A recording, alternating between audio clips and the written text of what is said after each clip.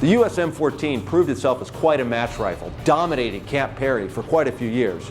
The problem with the M14 though, it's a machine gun. So for civilians, it's a very difficult rifle to obtain. And that's where the M1A came in. It started off as a match rifle, but now with guns like the SOCOM and others, it's really a fun but serious tactical rifle.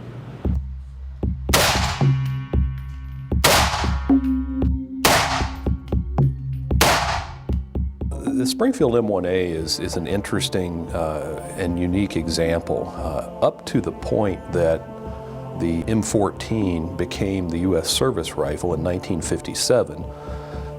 It was typical that the service rifles would make their way out of the ranks of active service and into the ranks of shooting clubs and high-power service rifle competition.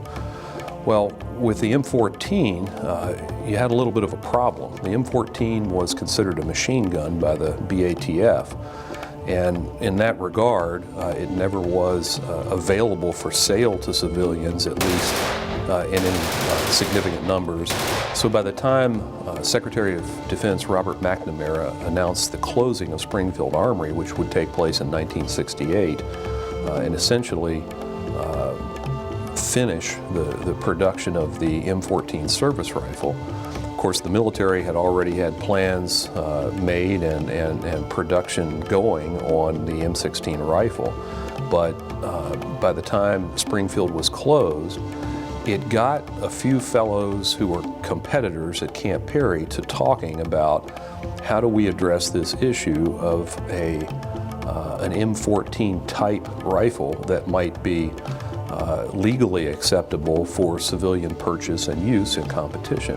So in 1969, in one of the huts at Camp Perry, several gentlemen got together, one by the name of Elmer Balance and one by the name of Melvin Smith, and discussed the possibility of producing an investment cast, semi-automatic only M14 type civilian rifle platform. And from that discussion, the LH Gun Company of Devine, Texas was formed. A few years later, Mr. Balance would sell his endeavors to Bob Reese, who was the patriarch of the family that came to own what became known as Springfield Armory. So by the early 1970s, you had this new gun emerging, coming into a fuller state of regular production, and it was eventually dubbed M1A, which is a registered trademark today of Springfield Armory.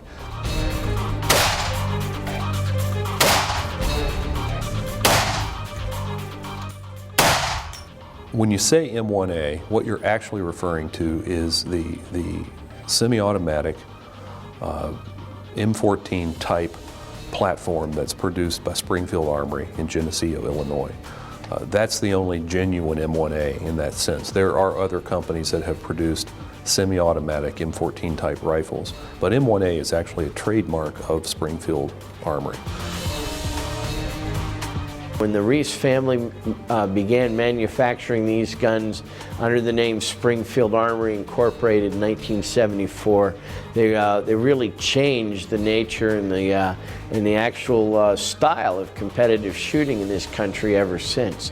Because for the first time, average civilians could get a hold of basically the M14 style rifle, take that .308 cartridge out to the range, out to Camp Perry, out to the regionals and sectionals, and use it.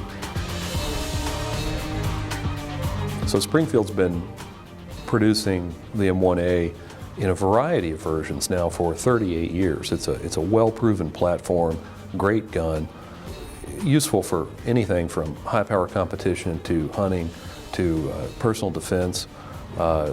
These are a proven rifle, a proven platform, as the company says, with a receiver material and hardness characteristics that are equal to the military versions. It is a precision investment cast receiver rather than a forged receiver, but I've known people who have screwed on 4 and 5 and 6 barrels and more onto their Springfield Armory M1A that they've used in high power competition. So I mean, these are very well proven guns.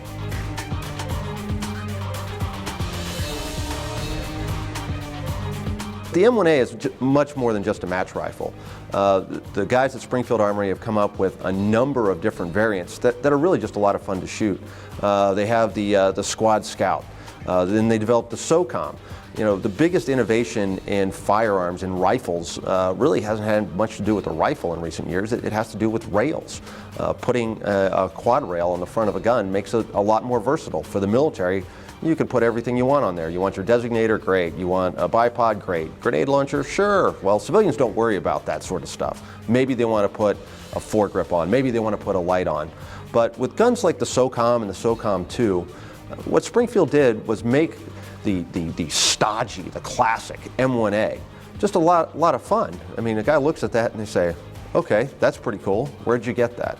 And that's something that a gun manufacturer is looking for. They're looking for a little wow factor.